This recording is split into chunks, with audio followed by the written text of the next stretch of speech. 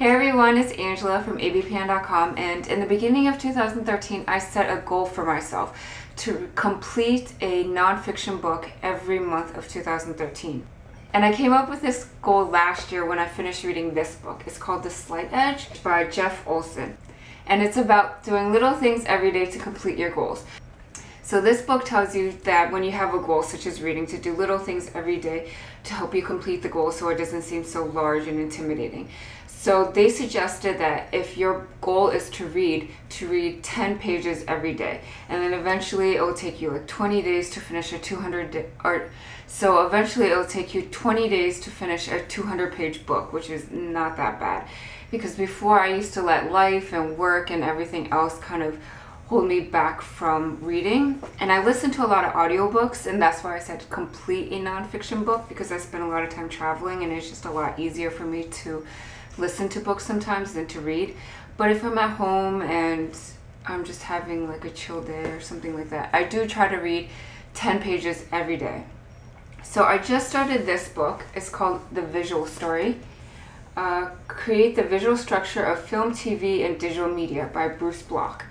And this book is more geared towards videographers, I believe, than photographers, but you can still apply a lot of the same principles in it, so that's why I really like it. I also really like it because it introduces new composition ideas and new ways to structure your image that I never really thought of before. And it's like creating a story without words, so I really am enjoying this book so far. I started it last week and I'm already on page 86. And this book is, I think, like 270 some pages, so I still have a little ways to go, but I'll probably be done with it in about 2 weeks, which is awesome because I probably wouldn't have, it probably sat on my shelf for a lot longer than I'm actually going to complete this book. So, and then it's really easy too to have that 10-page goal every day, because especially with books, like photography books and books like this, there's a lot of pictures in it, so it takes up a lot of the actual words and stuff that you have to read. So The Visual Story, I'm enjoying it so far. I haven't finished it, so I really like that.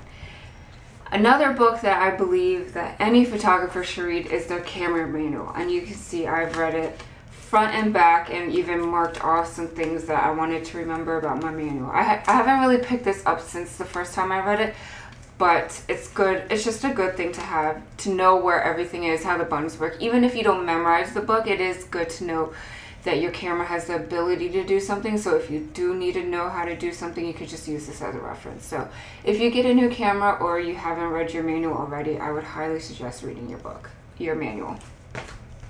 And when I started HDR photography about 2009, oh my god, almost 4 years ago, I got this book by Trey Ratcliffe, A World in HDR. And I liked it, but I know that his HDR workflow is a lot different now. So I think it's good if you just want to learn the basics of HDR, just how to learn how to use the different programs and Photoshop and things like that. And then also just to look at his pictures, because they are all very inspiring. So yeah, A World in HDR by Trey Ratcliffe is a great beginning HDR book to read. The next book that I bought this a long time ago. I don't even know what year I bought this, but I remember having this for a while. This was copyrighted in 2005, so I must have gotten it around that time because I have had this book for a long time. But it's called The Photo Index Idea by Jim Krause, and it's a cool book because it kind of gives you inspiration on different ways to shoot, different camera angles, just a whole idea list of different angles and just new designs, maybe something you've never thought of before. And if you find yourself kind of like in a rut and you don't really know what to shoot, this book is a great book. It talks about conveying action, photo play, so all different kinds of stuff beyond the obvious. So I don't think I actually finished the book because I have a bookmark right here, but I mean I finished most of it and I really liked it. This is a good book to have, depth of perception. good composition book if you need new ideas. Sorry, I don't know why, but my camera just shut down and I was just in the middle of talking about this book. So I'll just start over with this book again. It's called Fine Art Photography, Water, Ice, and Fog by Tony Sweet. And it's funny because I didn't know who Tony Sweet was before I bought this book, but once I bought it, I started researching his work, and he has some great stuff. And I really like this book in particular because it has a lot of East Coast scenes like Maryland and Pennsylvania and things like that. So I think the best part of this book is that he gives you all of his settings. So for example, like this Virginia Bluebells picture, he took with a Nikkor 105 f2.8 macro lens, and yeah. So in this little paragraph, he said that he shot this shot at f11.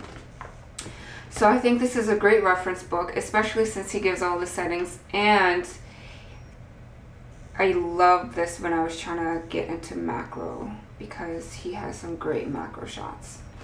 So Tony Sweet books, I believe all of his books are pretty similar to this, where he gives his exposure settings and just has some great photography in it.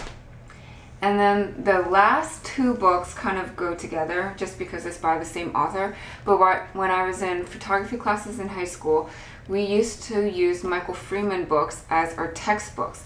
And so when I was just wanting to learn more about photography outside of high school and outside of college, I decided to pick up these two Michael Freeman books just because I was already familiar with his work and I knew his books had to be good because we used them in high school.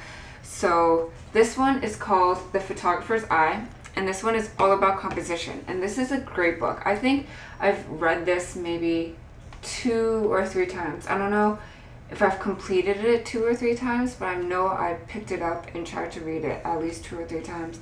And it's just one of those books that I'll always use as a reference because it's just a great book about composition in general. It talks about line and movement and where your eye, you know, when you look at a picture, where your eye rests, where your eye goes, things like that. And then the next book is The Photographer's Mind. And this is about creative thinking for digital photography, just expanding your mind to looking at the world differently, to kind of, it's a little bit like composition, but just a little bit more extended than that. So definitely check out these Michael Freeman books. I really enjoy them. And if anything, I'd recommend The Photographer's Mind. This one is a great book. And I'll probably reread this one again after I'm done with that first book I mentioned, the visual storytelling book. But besides these books, I really like looking at magazines because there's always just such new and current information, especially about like photography gear and maybe new techniques and things like that. But I really like those British ones, like those big fat ones. They're kind of like books and they always give you CDs. So this is just one, like there's always a CD at the back. But this is just one that I had close to me. It's Black and White Photography Made Easy. Okay, it's by a Photo Masterclass, I think. These are what these magazines are called. Yeah, Photo Masterclasses. So these are great books when you're just trying to learn photography, learn new techniques maybe, and, you know, hear from actual professional photographers to learn about their settings, not just camera settings, but Photoshop settings. These are more expensive than regular magazines. I think these are about $30 US. I don't know how much they would be in England, but I know that that's where these magazines come from, I believe. So if you have a photo book that you really like and you would recommend, please leave it in the comments below because I really am trying to finish one nonfiction book every month of this year and I just need new books and I really like reading whenever I get the chance to. So leave a comment, subscribe if you'd like to see more videos, and I'll see you guys later. Bye. But I wanted to tell you guys, last time I was here was maybe almost 5 years ago. That was the first time I'd ever been to Boston, and I